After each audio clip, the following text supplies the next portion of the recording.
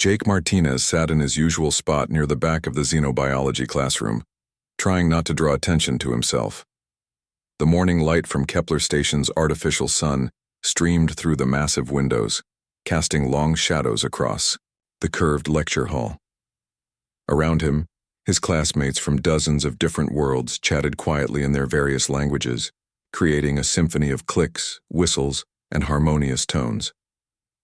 Professor Veltar glided to the front of the room, her crystalline body catching the light and throwing rainbow patterns across the walls. She was one of the most respected teachers at Galactic University, known for her expertise in extreme biological adaptations. Her voice resonated through the crystal formations on her head as she began the day's lesson. Today we will discuss the limits of biological endurance, she announced, her words translated instantly by the universal communicators each student wore. Every species has evolved specific boundaries for physical stress. These limits exist to prevent permanent damage or death. Jake shifted in his seat, already sensing where this conversation might lead. He had learned to be careful about sharing too much about human capabilities. His classmates still hadn't fully recovered from his stories about human military training and survival techniques from the previous semester. Zix, the Aquarian sitting next to him, raised one of his 6 tentacles. His pale blue skin rippled with curiosity as he spoke. Professor, what would you consider the maximum safe distance for sustained locomotion among sapient species? Professor Veltar's crystalline face brightened with interest. Excellent question, Zix. Based on our comprehensive studies, most intelligent species can sustain continuous movement for approximately 2 to 3 Earth miles before requiring extended rest periods. Beyond this distance, muscle damage and organ stress become dangerous. Jake tried to keep his expression neutral, but he could feel his friend Lyra's feathered head turning toward him. The avian had learned to watch for Jake's reactions during these discussions. Her large, intelligent eyes studied his face as Professor Veltar continued. The saurian species holds the current record for endurance, the professor explained. Their reptilian physiology allows them to maintain steady movement for up to 5 Earth miles in optimal conditions. This is considered exceptional among galactic civilizations. From across the room, Dr. Cathara, the visiting saurian professor, straightened with obvious pride. Her scaled features showed satisfaction as she nodded to acknowledge the compliment to her species. Jake felt dozens of eyes turning toward him. Word had spread through the university about the human student who came from a particularly challenging world. He had hoped to avoid attention today, but Professor Veltar's curious gaze was already fixed on him. Jake Martinez, she said, her crystalline voice carrying across the silent classroom. Your species wasn't included in our standard galactic surveys. What would you estimate as the maximum safe distance for human locomotion? The room fell completely quiet. Even the usual background hum of the station's life support systems seemed to fade away. Jake looked around at the expectant faces of his classmates, knowing that his answer would probably shock them. Well, Jake began slowly, humans regularly run 26.2 miles in single sessions. We call these marathons, and they happen in cities all over Earth. Thousands of people participate in them. The silence stretched longer. Professor Veltar's crystalline structure flickered with what Jake had learned was confusion. I'm sorry, could you repeat that distance? 26.2 miles, Jake said again. But that's just for regular marathons. Some humans run much farther than that. There are races called ultramarathons where people run 50 miles, 100 miles, or even more. Zix's tentacles went completely still, a sign of shock among his people. Jake, are you certain about these numbers? That distance would kill most species within the first few miles. Jake nodded, pulling out his personal data pad. I can show you videos if you want. There's this race called the Badwater 135. People run 135 miles through Death Valley in California. The temperature is often over 120 degrees Fahrenheit. Dr. Kithara stood up abruptly, her tail swishing with agitation. That's impossible. Our species' physiology is considered exceptionally robust, and we couldn't survive in those conditions for more than an hour, let alone run through them. But humans do it voluntarily, Jake continued, warming to the subject despite his earlier caution.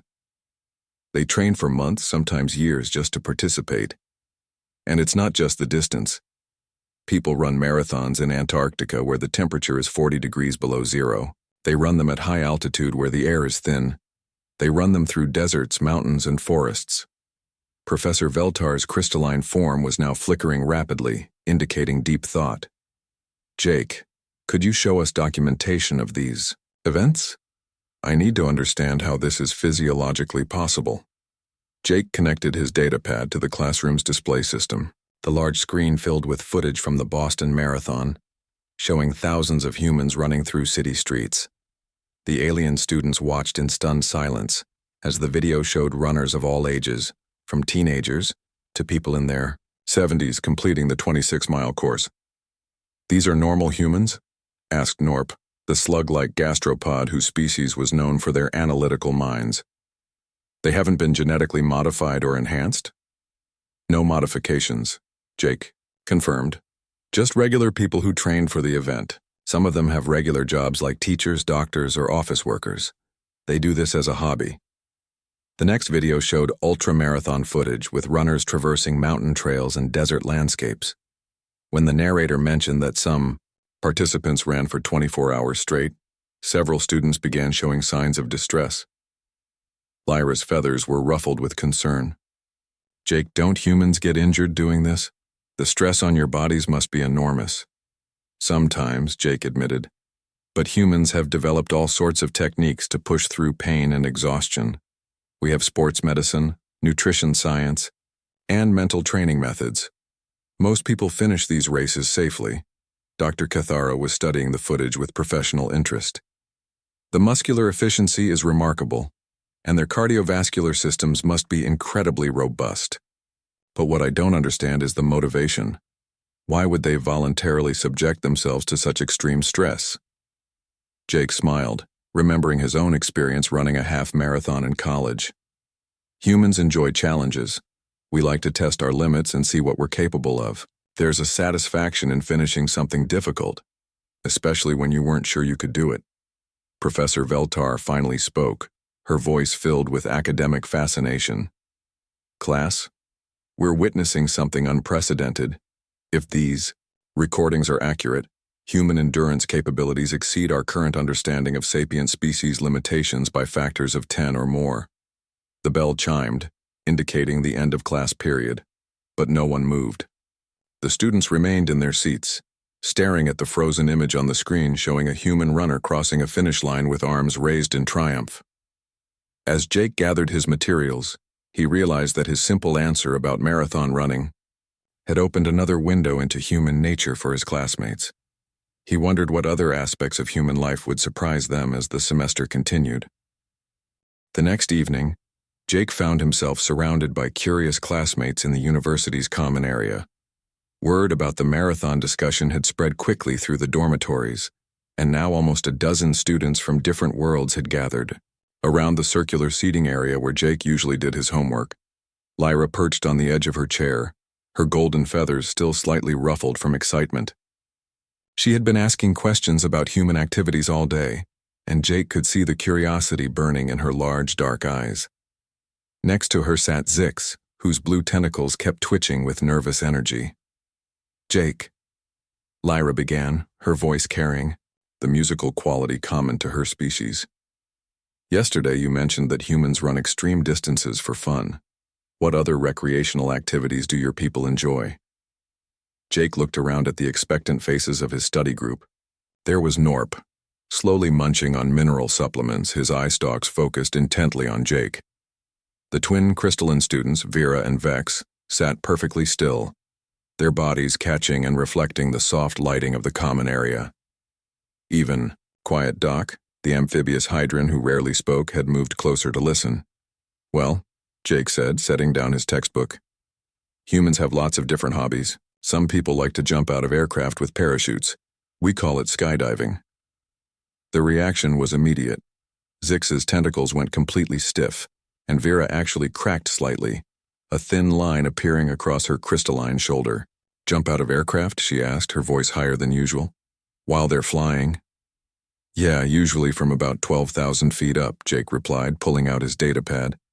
Some people do it from even higher. The parachute opens automatically, or you can pull the cord yourself. It's really popular on Earth. He showed them a video of skydivers leaping from a plane, falling at terminal velocity before their parachutes deployed. The aliens watched in horrified fascination as humans plummeted toward the ground at over 100 miles per hour. But what if the parachute doesn't work? Doc asked, speaking for the first time that evening. His amphibious features showed genuine concern. There's a backup parachute, Jake explained, but sometimes people do something called base jumping instead. They jump off cliffs, tall buildings, or bridges with just one parachute. The jumps are shorter, so there's less time to react. If something goes wrong, Norp's eye stalks curved toward each other, indicating deep thought. What is the statistical probability of survival for these activities? Jake scratched his head, trying to remember the numbers from a safety course he'd taken. For regular skydiving, it's pretty safe, maybe 1 accident per 100,000 jumps. Base jumping is riskier, but people still do it regularly. The silence that followed was broken by Lyra's shocked whistle. Humans willingly engage in activities with known failure rates? Sure, Jake said, warming to the subject. There's also something called wingsuit flying. People wear special suits that let them glide through the air like flying squirrels. They jump off mountains and fly through valleys, sometimes just a few feet away from rock walls. He found a video on his pad showing wingsuit pilots soaring through narrow canyons at incredible speeds. The aliens watched as humans navigated between rocky outcroppings, with only fabric wings keeping them airborne.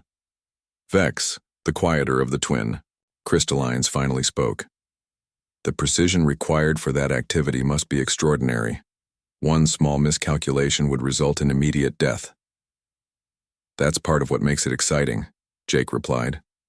Humans like the challenge of doing something that requires perfect technique and timing. There's also free solo rock climbing, where people climb vertical rock faces without any ropes or safety equipment. The video he showed next featured a climber scaling a massive granite wall, hundreds of feet above the ground with nothing but chalk on his hands and climbing shoes. The camera angles showed the dizzying height and the climber's calm focus as he moved from one tiny handhold to the next. This is impossible, Zix said, his tentacles curling with stress. The grip strength required, the mental fortitude, the consequences of a single mistake. How do humans develop such capabilities? Jake thought about his own rock climbing experiences from college. Practice mostly. People start on easier climbs with safety ropes, then gradually work up to harder routes. Some climbers spend years preparing for a single difficult climb. But why? Asked Vera, the crack in her structure still visible. What drives humans to pursue such dangerous activities? I guess we like to push our limits, Jake said. There's something satisfying about doing something that scares you, something that tests your abilities. When you succeed at something really challenging, it feels amazing. Norp had been quietly calculating on his datapad. Jake, based on the forces involved in these activities, humans regularly expose themselves to energy levels that would be instantly fatal to most galactic species. The impact forces alone from a climbing fall would shatter my exoskeleton. Humans are pretty tough, Jake admitted. We heal from injuries that might be permanent for other species. Broken bones, torn muscles, cuts and bruises. We recover and often go back to doing the same activities that injured us. Lyra's feathers ruffled again. On my world, if someone fell from a great height, they would never fly again. The psychological trauma would be too severe. How do humans overcome their fear after accidents? Jake remembered his friend Danny, who had gotten back on his motorcycle after a crash that left him with a broken collarbone. Humans are stubborn, I guess. We don't like to let fear stop us from doing things we enjoy. Some people say that overcoming fear makes the activity even more rewarding. The group sat in contemplative silence for several minutes. Finally, Doc spoke again. Jake, are all humans capable of these extreme activities? Or are these performed by specially trained individuals? Most humans could learn to do these things, with proper training and practice, Jake replied. Some people are naturally better at certain activities, but the basic capabilities are pretty common among humans. Zix's tentacles had begun to move again, but slowly, as if he was processing difficult information. This explains much about human behavior patterns we've observed. Your species seems to view danger as a challenge to overcome rather than a threat to avoid. Maybe that's why humans were able to develop space travel, Vera suggested, her crack beginning to seal itself through natural crystal growth. If your species regularly engages in high-risk activities, the dangers of space exploration might seem less intimidating. Jake had never thought about it that way, but it made sense. You might be right. Humans have always been explorers. We've climbed the highest mountains, crossed the largest oceans, and explored the most remote places on Earth. Space was just the next frontier. As the evening wound down and his friends began to return to their dormitories, Jake reflected on the conversation. He was beginning to understand that what seemed normal to humans might be extraordinary to the rest of the galaxy. It made him wonder what other aspects of human life would surprise his classmates as the semester continued. The Comparative Civilizations classroom was packed with students from across the galaxy. Professor Morgeth, an ancient being whose species had been exploring space for thousands of years, stood at the front of the room with her usual calm demeanor. Her elongated form and wise eyes had seen the rise and fall of countless civilizations, making her one of the most respected teachers at the university. Today, each of you will present your species' greatest survival stories, she announced, her voice carrying the weight of centuries. These tales help us understand the resilience and adaptability that allowed your people to reach the stars. Jake shifted uncomfortably in his seat. He had prepared a presentation, but after the reactions to his previous stories about human activities, he wondered if he should choose something less dramatic. Around him, his classmates were reviewing their notes and checking their datapads. "I'll start with a volunteer," Professor Morgeth continued, scanning the room. "Who would like to go first?" Before Jake could reconsider, his hand was already in the air. "I'll go, Professor."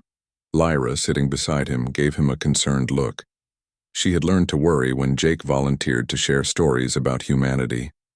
Zix, on his other side, began the slow tentacle movement that indicated nervousness among his people. Jake walked to the front of the room and connected his datapad to the display system. The screen filled with an image of a rugged American frontier landscape from the 1800s. "I want to tell you about a man named Hugh Glass," he began. Hugh Glass was a frontiersman, someone who lived in the wilderness and hunted for a living. In 1823, he was with a group of fur trappers in what is now South Dakota.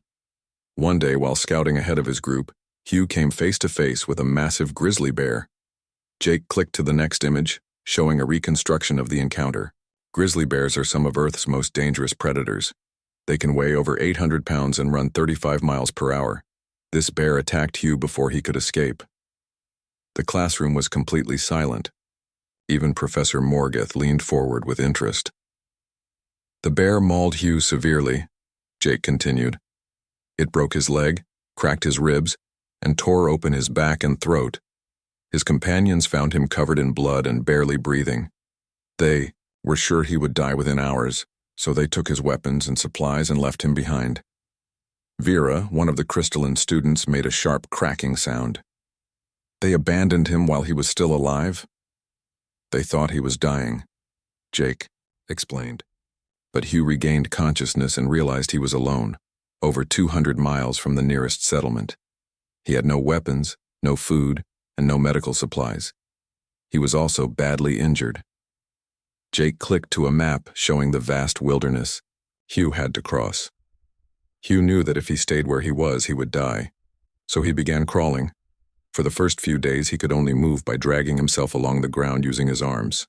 The alien students were staring at the screen in disbelief. Norp's eye stalks were curved in what Jake had learned was a sign of extreme concentration. After a week of crawling, Hugh's leg had healed enough for him to walk with a makeshift crutch, but he still had no food. He survived by eating berries, roots, and carrion from animals that had already died. When maggots began growing in his wounds, he let them stay because they ate the infected flesh and prevented gangrene. Doc, the amphibious student, made a sound that might have been a gulp. He allowed parasites to consume his living tissue? It kept him alive, Jake replied. Hugh also set his own broken leg using pieces of wood he found.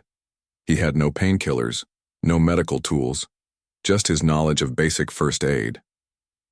The next image showed the Rocky Mountain wilderness, For 6 weeks, Hugh walked across hundreds of miles of dangerous territory. He had to avoid hostile wildlife, cross rivers, and climb mountains. He lost over 50 pounds during the journey. Professor Morgeth spoke for the first time since Jake began. This individual traveled 200 miles in such condition. What was his motivation? Survival, Jake said simply. And maybe revenge. Hugh wanted to confront the men who had left him to die, but mostly he just refused to give up. Jake clicked to the final image showing Hugh Glass arriving at a frontier fort. After 6 weeks, Hugh walked into Fort Kiowa. The people there couldn't believe he was alive. They had heard the story of his death from the men who abandoned him. The classroom erupted in a buzz of conversation as students tried to process what they had heard. Jake held up his hand for quiet. But that's not the only story like this, he continued. There was a man named Aaron Ralston who became trapped under a boulder while hiking alone in a remote canyon. After 5 days with no food and almost no water, he cut off his own arm with a dull knife to escape. The reaction was immediate. Zix's tentacles went completely rigid and several students began showing signs of distress. Aaron used his multi-tool to cut through skin, muscle, and bone, Jake explained. Then he rappelled down a cliff and hiked 6 miles to find help. He did this while suffering from severe blood loss and dehydration.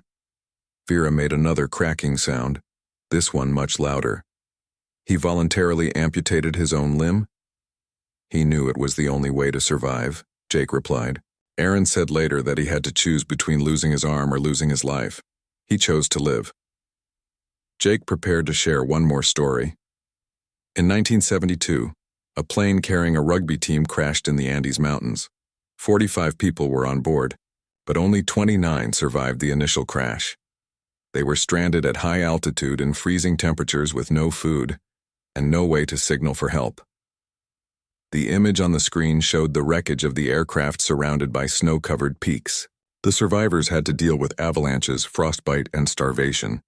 After their small amount of food ran out, they made the difficult decision to eat the bodies of those who had died in the crash. The classroom fell completely silent. Jake could see shock on every face. They survived for 72 days in conditions that should have killed them within a week, Jake continued. Finally, 2 of the survivors, Roberto Canessa and Nando Parado, hiked for 10 days through mountain terrain to find rescue. They had no proper equipment, no map, and no experience with mountain climbing. Professor Morgeth stood up slowly. Jake, in my 300 years of teaching, I have never heard survival accounts that sound more like impossible fiction than historical fact. These stories suggest that humans possess psychological resilience that exceeds anything we've documented in galactic records. Jake nodded. Humans can endure a lot when survival is at stake. We have a saying, where there's a will, there's a way. I think these stories show that humans don't give up easily, even when the situation seems hopeless. As Jake returned to his seat, he realized that his classmates were looking at him with a mixture of awe and concern. He had shared these stories to show human resilience, but he wondered if he had only reinforced their belief that humans were somehow different from the rest of the galaxy's civilizations. 3 days after Jake's presentation about human survival stories, he received an unexpected message on his communication device. Dr. Velnox, the head of planetary sciences, wanted to meet with him. The message was polite but formal, requesting Jake's presence in the main auditorium for what was described as a academic consultation regarding planetary classification. Jake arrived at the auditorium to find it packed with faculty members and advanced students. The circular room could hold over 300 beings, and nearly every seat was filled. Jake recognized professors from various departments, including xenobiology, atmospheric sciences, and evolutionary studies. Even some students from the graduate programs were present, their datapads ready to record the proceedings. Dr. Velnox stood at the center of the room, her forearms moving gracefully as she adjusted the holographic display system. She was a tetrapod, a species known for their analytical minds and systematic approach to scientific problems. Her reputation as a fair and thorough researcher was respected throughout the galaxy. Jake Martinez, she began, her voice carrying easily through the acoustically designed space. Your recent presentations have raised significant questions about Earth's current classification in our planetary database. We would like to conduct a formal review of your world's environmental conditions. Jake felt nervous as he looked around at the assembled academics. This was much more formal than his classroom presentations, and he could sense the serious nature of the inquiry. He walked to the center of the room and connected his datapad to the main display system. Earth is currently classified as a Class 7 habitable world, Dr. Velnox continued. This classification indicates a planet with moderate environmental challenges and standard atmospheric conditions. However, based on your descriptions of human activities and survival scenarios, we believe this classification may be inaccurate. Jake nodded and activated his first display. The screen filled with an image of Earth from space, showing the blue and white marble that humans called home. Earth has some basic statistics that might be relevant, he began. The planet is about 71% water, with active tectonic plates and a 23.5-degree axial tilt. Several professors in the audience were already taking notes. Dr. Cathara, the Saurian exchange professor, raised her hand. Jake, could you explain what you mean by active tectonic plates? The ground moves, Jake replied simply. Earth's surface is made up of large pieces that slide against each other. Sometimes they stick and then suddenly slip, causing earthquakes. He showed a video of earthquake damage with buildings swaying and roads cracking open. Humans build cities directly on top of these fault lines. San Francisco, Tokyo, Los Angeles, they're all built in areas where major earthquakes happen regularly. Velnox made a note on her datapad. What magnitude of seismic activity are we discussing? The scale goes up to about 10, but anything above 7 is considered major, Jake explained. The 1906 San Francisco earthquake was about 7.08. It destroyed most of the city, but humans rebuilt it in the same location. A murmur ran through the audience. Professor Tolvin, an expert in planetary geology, spoke up. Most civilizations would relocate their settlements after a major seismic event. Why do humans choose to rebuild in the same dangerous areas? Jake shrugged. Good harbors, fertile land, established trade routes. Humans weigh the benefits against the risks and often decide the advantages are worth it. The next display showed a massive storm system spinning over the ocean. Earth also has weather patterns called hurricanes. These are rotating storm systems with wind speeds that can exceed 200 miles per hour. The image changed to show the aftermath of a hurricane, with flooded streets and damaged buildings. Humans have developed early warning systems and building codes to deal with these storms, but millions of people still choose to live in areas where hurricanes are common. Dr. Velnox's forearms moved in what Jake had learned was a gesture of amazement among her species. Are there other extreme weather phenomena on your world? Tornadoes, Jake replied, showing footage of a massive funnel cloud touching down in a field. These are smaller than hurricanes but more intense. Wind speeds can reach over 300 miles per hour. They can lift entire buildings and throw them for miles. The audience watched in stunned silence as the video showed a tornado destroying a small town in seconds. Humans have developed storm shelters and warning systems, but people still live in areas where tornadoes are common. Some people even chase them with vehicles to study them. A crystalline professor in the front row cracked slightly. Humans voluntarily pursue these dangerous weather phenomena. Storm chasers, Jake confirmed. They're scientists and researchers who study tornadoes up close. They drive special vehicles right into the path of the storms. Jake continued with images of volcanic eruptions, showing massive explosions of lava and ash. Earth has active volcanoes that can destroy entire regions when they erupt. But humans build cities near them because the soil is very fertile. The display showed Mount Vesuvius with the city of Naples spread out below it. This volcano destroyed the city of Pompeii in ancient times, but millions of people still live in the area today. Dr. Velnox consulted her notes. Jake, you mentioned that Earth has extreme seasonal variations due to its axial tilt. Could you elaborate on this? Sure, Jake replied, showing images of blizzards and ice storms. In winter, some parts of Earth get temperatures down to -40 degrees Fahrenheit or lower. Humans have developed heating systems and clothing to survive, but they still live in these areas year-round. The next image showed a desert landscape with shimmering heat waves. In summer, other parts of Earth can reach temperatures over 120 degrees Fahrenheit. Death Valley in California regularly exceeds these temperatures. Professor Morgeth, who had been quietly observing, finally spoke. Jake, are these extreme conditions limited to unpopulated areas? Or do humans actually live and work in these environments? Humans live everywhere, Jake replied. We have permanent research stations in Antarctica where the temperature never rises above freezing.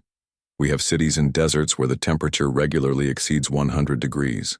We have settlements in areas that flood regularly, and communities built on the slopes of active volcanoes. Jake saved his most dramatic information for last. Earth is also home to some pretty dangerous wildlife. We have polar bears that can weigh 1,500 pounds and run 25 miles per hour. Great white sharks that can bite with a force of 4,000 pounds per square inch.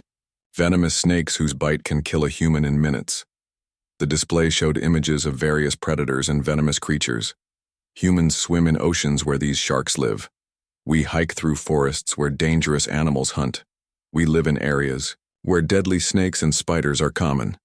Dr. Velnox stood up, her forearms moving in a pattern that indicated she was reaching a conclusion.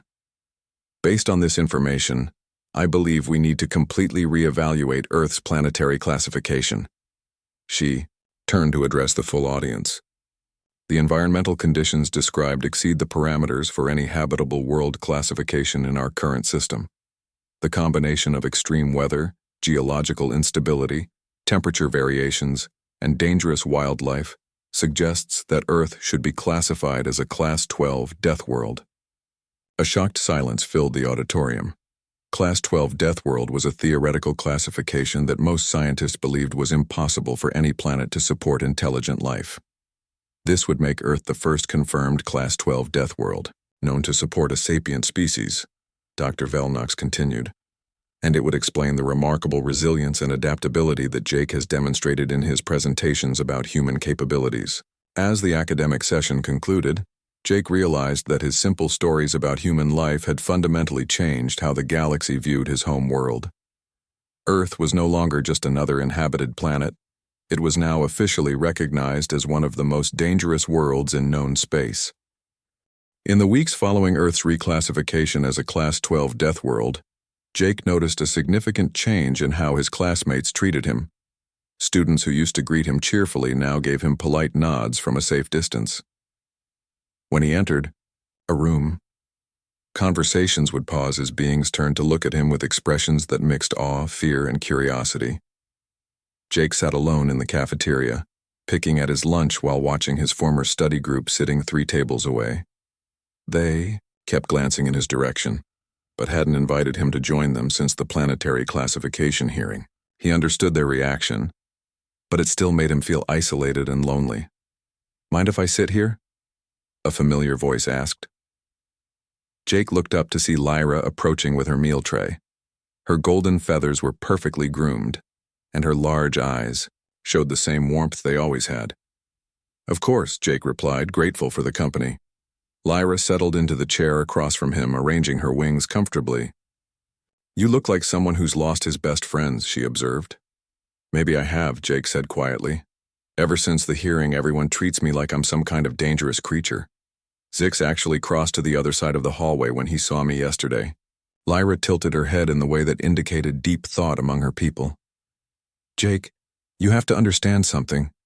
For most of us, the idea of surviving on a Class 12 death world is like discovering that someone casually lives inside an active volcano.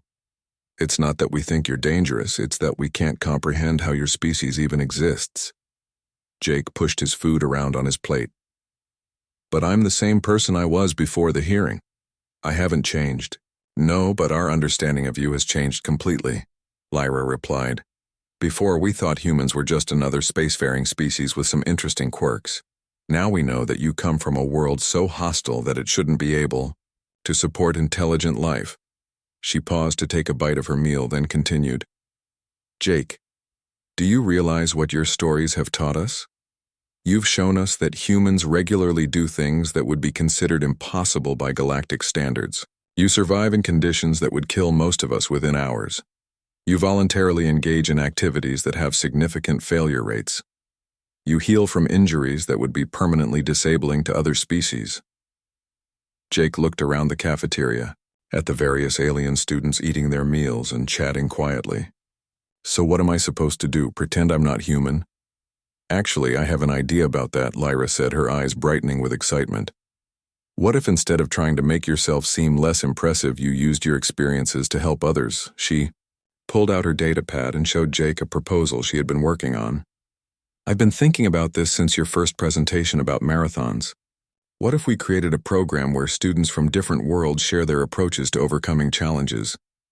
Jake read through her notes with growing interest. You want to start some kind of cultural exchange program? More than that, Lyra explained. I want to create a forum where we can all learn from each other's strengths. Humans aren't the only species with remarkable abilities. We just haven't been sharing them effectively. Over the next hour, Lyra outlined her vision. Each species had developed unique ways of dealing with adversity based on their homeworld's conditions. The crystallines had perfected harmonic healing, techniques that could repair both physical and psychological damage. The Aquarians had developed flow-state meditation practices that allowed them to remain calm in any situation. The Avians had learned to read environmental patterns that helped them predict and avoid disasters. Your survival stories aren't just horror tales, Jake, Lyra said earnestly. They're examples of what's possible when any species faces extreme challenges. Every world has its own difficulties, and every people has found ways to overcome them. Jake found himself getting excited about the idea.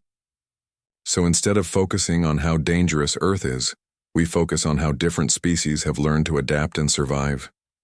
Exactly, Lyra replied.